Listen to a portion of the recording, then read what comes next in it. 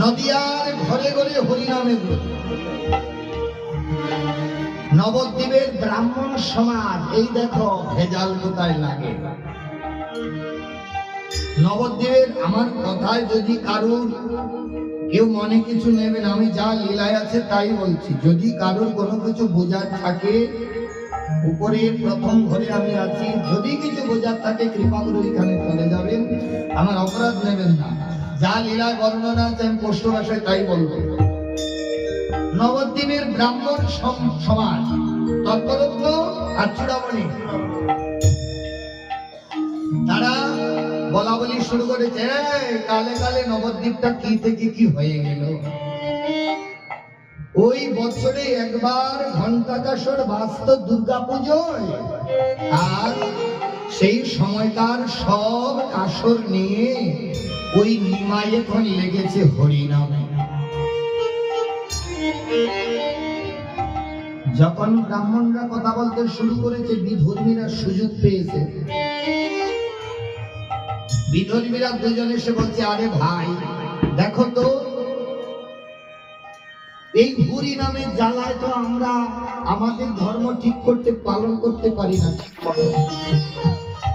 যখন তারা এই কথা বলছে, আচ্ছা না, এর একটা বিহিত করা প্রয়োজন। হ্যাঁ, একটা বিহিত করা প্রয়োজন। এই খোকা কথা বলবে,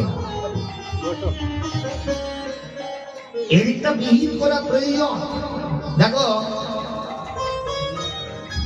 তারা যখন বলা বলি করছে, বলছে না ভাই চলো আমরা কাজীর কাছে যাবো।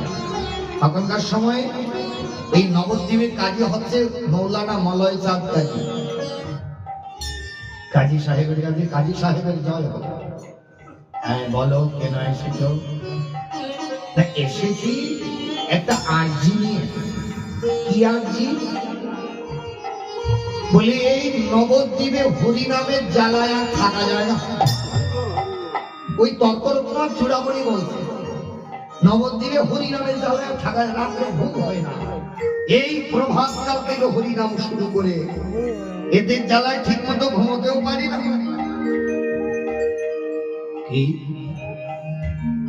আচ্ছা, হরিনামের বিরুদ্ধে বলতে এসেছো, কিন্তু ওই হরিনামের যে দল, ওইটা কার নিয়ন্ত্রণে? এই হরিনামের মুখ্য যে দল, এই দলটা